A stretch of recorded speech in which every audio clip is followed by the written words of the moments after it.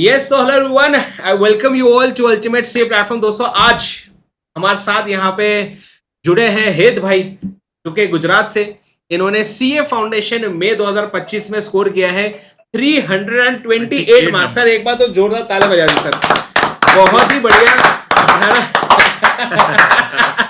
बस इतने जोर से नहीं थे बस। देखो तो यार बैकग्राउंड में बज रही तालियां बस।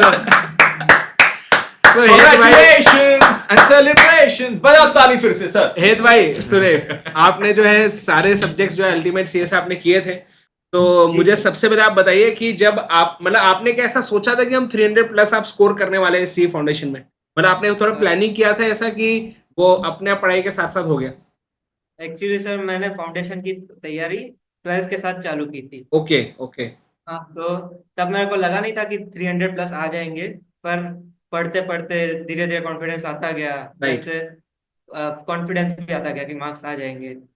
और आपने जो है जिस दिन आप रिजल्ट आया तो उस दिन का थोड़ा कुछ बताइए कि कैसा रहा, क्योंकि जनरली 2 बजे या 6 बजे आने वाला था और सुबह एकदम से आ गया, तो एक्चुअली कैसा दिन था वो? यस। मैं गया था जेरोक्स निकलवाने, तब मेरे दोस्त का कॉल आया कि 9 बजे रिजल्ट आ गया है।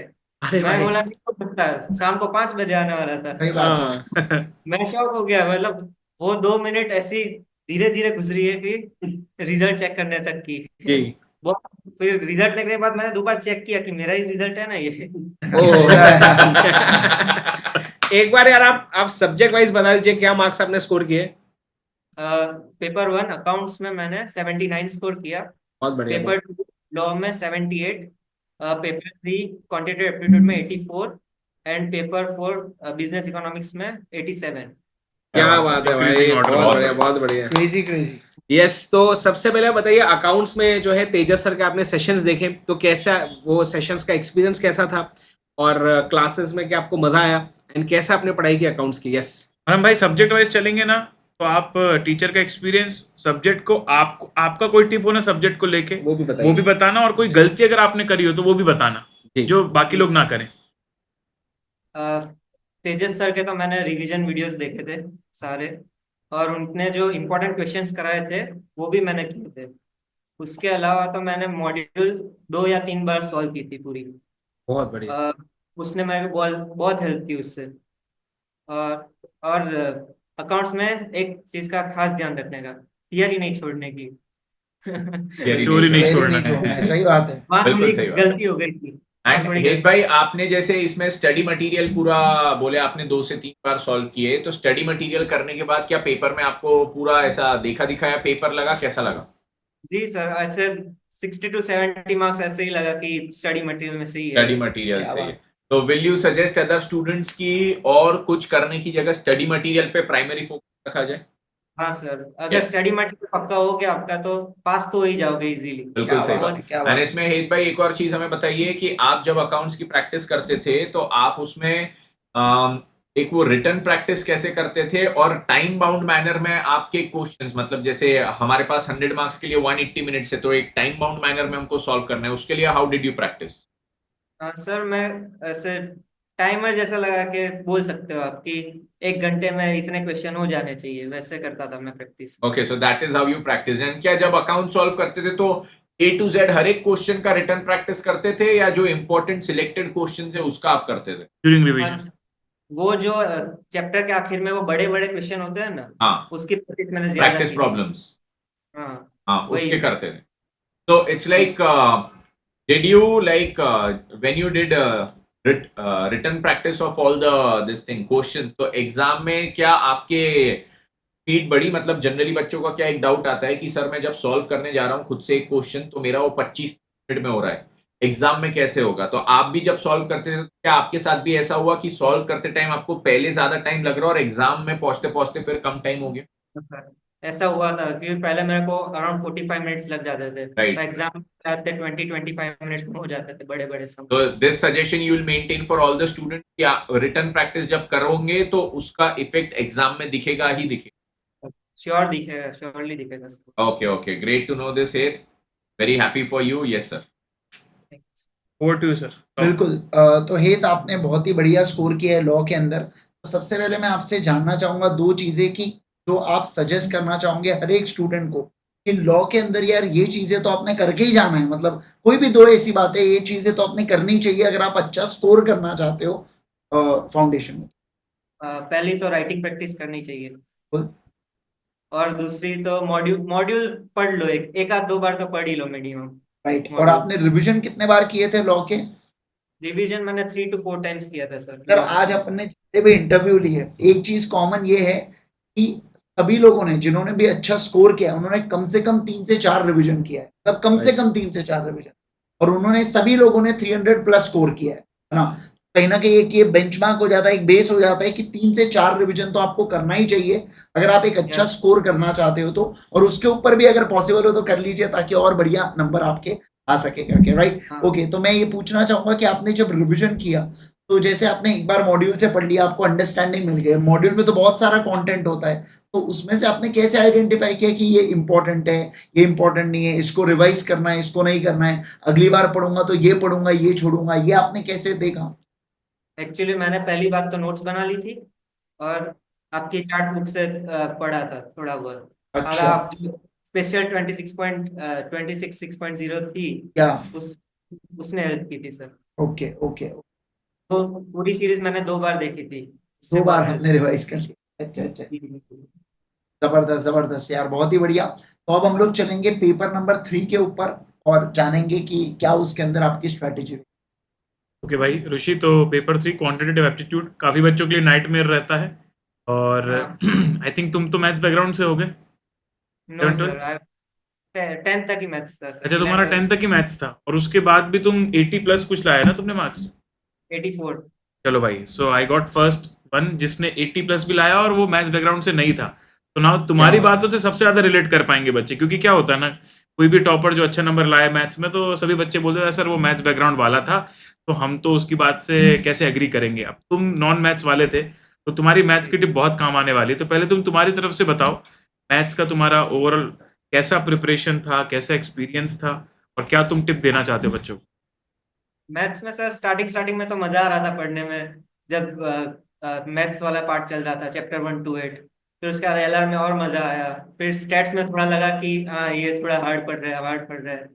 पर वो मैंने फॉर्मूला शीट बना दी थी सबकी, हर अच्छा। एक चैप्टर के फॉर्मूला लिख दिए थे। तो उसने मेरे को बहुत हेल्प की कि लास्ट में सिर्फ फॉर्मूला देख देख के हो गया फिर। और मैथ्स में मैंने दूसरी चीज की कि थियरी की भी नोट्स बनाई थी, उसने भी बहुत हेल्प की मेरे को। मतलब जिन चीजों में तुम्हें चैलेंज लग रहा था उसको तुमने सेपरेट नोट्स खुद ही हैंड रिटन अपने हाथों से लिखकर चीजों को बनाया, तो आधा तो वहीं याद हो जाता भाई जब खुद बना लेते नोट्स अपन। हाँ सर। और दूसरा यार, मैथ्स के अंदर जैसे तुम्हें भी शायद पता होगा कि category A B C chapters मैं बताता हूँ, तो कुछ चैप्टर्स तो हमको पता ही है कि ज्यादा नंबर के आने हैं, maths for finance and so on, तो वो सब करके जाते हैं। पर वो हाँ। जो चैप्टर्स थे जैसे permutation combination, set relation function, calculus हो गया, ये सब तो तुम्हारे लिए नए होंगे, तुमने भी 11th-12th में मैथ्स नहीं पढ़ा, तो तुमने उनको कैसे डील किया था कैटेगरी सी वाले चैप्टर्स को? Permutation combination, sequence and series, वो सब तो मैंने कर लिए थे। सिर्फ मैं एक चैप्टर छोड़ के गया था, कैलकुलस। वो मेरे को पल्ले ही नहीं पड़ा पता ही नहीं चला क्या हो रहा है उसमें, बट क्या तुम्हें नहीं ऐसा हो रहा। लगा कि उसमें बहुत ज्यादा टाइम देने का कोई सेंस भी निकलता? नहीं सर, अगर मेरे पास और एक महीना होता तो शायद तक सोचता कि करना है कि नहीं करना है फिर। राइट। पर टाइम देने का लगा नहीं मेरे को कि टाइम देना चाहिए उसको। अच्छा, तो बाकी परम्यूटेशन कॉम्बिनेशन इजी चैप्टर है, समझ में आ थ्योरी गया एंड। तुम। हाँ इजी चैप्टर है, उतने भी हार्ड नहीं है मतलब, हाँ, चलते रहेंगे। हाँ हो एडवांस जाएगा। वाले छोड़ के ऑलमोस्ट कॉन्सेप्चुअली तो सारा वो समझ में आ जाता है। अब मैं दूसरी जी बात करता हूँ यार कि क्वांटिटेटिव एप्टीट्यूड के अंदर 2 घंटे में हमको 100 एमसीक्यू करने हैं और कैलकुलेशंस बहुत सारे क्वेश्चंस में रहता है। वो जी। 2 घंटे में तुमने कैसे मैक्सिमम अटेम्प्ट किए थे, क्या स्ट्रेटजी फॉलो करी थी? पहले तो मैंने सर मेरे को मैथ्स थोड़ा वीक था, तो मैंने पहले वही अटेम्प्ट किया कि उसमें जितने इजी बन रहे हैं पहले वो अटेम्प्ट कर लेता हूँ। उसमें आई थिंक मैंने 20-25 अटेम्प्ट कर लिए। फिर एलआर अटेम्प्ट किया। एलआर में तो बहुत लेंदी आया था इस बार। लेंदी था इस बार बहुत, हाँ। हाँ, उसमें मैंने सिर्फ 5-6 अटेम्प्ट कर पाया, और स्टेट्स में काफी अटेम्प्ट कर लिए मैंने। मतलब जो चीज तुम्हारी तुम्हें वैसे वीक लग रही थी पढ़ाई के समय, वो तुम्हें पेपर में सबसे इजी आई, मतलब हाँ इजी सर, लगी एक्चुअल इजी में। थी। सही है भाई, अच्छा है। तो एक एक चीज़ों पे तुमने वर्क किया, और सबसे अच्छी चीज़ जो तुमसे सीखने को मिली, ये दोनों चीज़ें जो तुमने बोली, थ्योरी नोट्स और फॉर्मूला नोट्स, दोनों मैं फ्री में अवेलेबल करता हूँ, पर राइट तुमने सर। खुद से बनाए, तो आई थिंक वो ज्यादा मैटर किया और उसकी वजह से तुम ज्यादा अच्छा स्कोर कर पाए। सभी से ये रिक्वेस्ट है बच्चों की खुद के समरी नोट्स बनाओ, बहुत ज्यादा फायदा रहेगा। हम तो आपको देने वाले हैं, लेकिन खुद से अगर आप बनाओगे तो उससे रिटेंशन आपका ज्यादा स्ट्रांग रहने वाला है। तो आइए फटाफट हम लोग आ जाते हैं इकोनॉमिक्स में, जिसमें आपने सबसे हाईएस्ट स्कोर किया है 89। तो सर क्या बोलना चाहेंगे आप? यस हेद भाई, मुझे बताइए कैसा रहा इकोनॉमिक्स, आपने कैसे कवर किया, कैसे मेरे क्लासेस आपने देखे, राइट? एंड मुझे बताना कि इसमें जो है ना बहुत बार क्या होता है कि हम कॉन्सेप्ट पढ़ लेते हैं लेकिन फिर भी एमसीक्यूज करने में कभी दिक्कत होती है, तो उसको आपने कैसे टैकल किया? इकोनॉमिक्स में तो सर मैंने अपने आप से नोट्स बना ली थी और अच्छा। उसमें इम्पोर्टेंट कीवर्ड्स जो थे आपने बताए थे जी। वो हाईलाइट कर दिए थे। करेक्ट। जी सर, उसने बहुत हेल्प की और मैं वही रिवाइज करता गया, काफी बार रिवाइज हो गया वो, बहुत बार 4-5 रिवीजन टाइम। किया। हाँ, और जो 4-5 हमने हमने जो एग्जाम्स के पहले जो मैराथन सेशंस वगैरह लिए थे वो आपने देखे थे कि उस जी समय सर, आपने सेल्फ स्टडी किया था, कैसे किया था आपने? नहीं सर, उसने बहुत हेल्प की थी, वो एमसीक्यू वाले सेशन बहुत हेल्प की उसने। जो एग्जाम्स के पहले भी हम लास्ट मिनट एमसीक्यू लेते हैं उसमें से भी काफी एमसीक्यूज एक्चुअली एग्जाम में आ गए थे। आए थे सर, आए थे, उसमें से आए थे। और मुझे बताइए मैक्रो इकोनॉमिक्स में हर सारे टॉपर्स से यही पूछ रहा हूँ कि मैक्रो इकोनॉमिक्स को कैसे किया टैकल, चैप्टर 6 से चैप्टर 10, क्योंकि जनरली स्टूडेंट्स को उसमें ही सबसे ज्यादा दिक्कत होती है। यस प्लीज बताएं। उसमें तो सर वो बहुत ब्रॉड चैप्टर है, तो राइट। साथ तो रिवाइज नहीं हो सकते, पर मल्टीपल सेगमेंट्स में मैंने बांट दिया था राइट। कि ये एक, फिर ये एक, ये एक, यूनिट ऐसे वाइज कर। है, जैसे चैप्टर 6 में 2 यूनिट है, चैप्टर 7 में 4 यूनिट है, तो यूनिट वाइज आप थोड़ा सा रिवीजन कर रहे थे और उसका मल्टीपल रिवाइज करता गया। और आपको वैसे आपने 11th-12th में इकोनॉमिक्स किया था कि जी, तो उसका आपको कुछ हेल्प हुआ सीए फाउंडेशन में, क्या लगता है आपको? सीए फाउंडेशन का 12th में हेल्प किया सर। अच्छा, सीए फाउंडेशन का 12th में गया, अरे भाई साहब, तो मुझे आपका फाउंडेशन 12th का। में हाँ बोलिए बोलिए। फाउंडेशन में थोड़ा डीप में जाते हैं, पढ़ाते हैं डीप से, राइट राइट। डीप में नहीं है 12th में। ओके ओके, तो मुझे उसके फिर आपका उसको 12th का अलग से इंटरव्यू लेना पड़ेगा अभी, है ना? श्योर वेद भाई बहुत अच्छा लगा आपसे बात करके। और आपने जैसे अभी हमने सेशन शुरू होने से पहले पूछा था उनको, तो 14 जुलाई से हमारे साथ जुड़ रहे हैं सर, है ना हेत? जी सर। और ग्रुप 2 हम शुरू कर रहे हैं और मैं चाहूंगा कि जैसा आपने अभी आपने परफॉर्म किया है वैसे आप आगे सी इंटर में भी करें। हमारी पूरी टीम आपके साथ है, आप हमें कभी भी कांटेक्ट कर सकते हैं, कुछ भी आपको गाइडेंस वगैरह चाहिए। तो all the very best and hopping कि आप इससे भी और ज़बरदस्त परफॉर्म करेंगे सी इंटर में एंड बहुत मज़े से पढ़ेंगे हम सी इंटर में, ठीक है ना? तो all the very best and मिलेंगे आगे, ठीक है ना? ऑल द बेस्ट भाई। Okay sir, thank you. Thank you bye, thank you. Bye.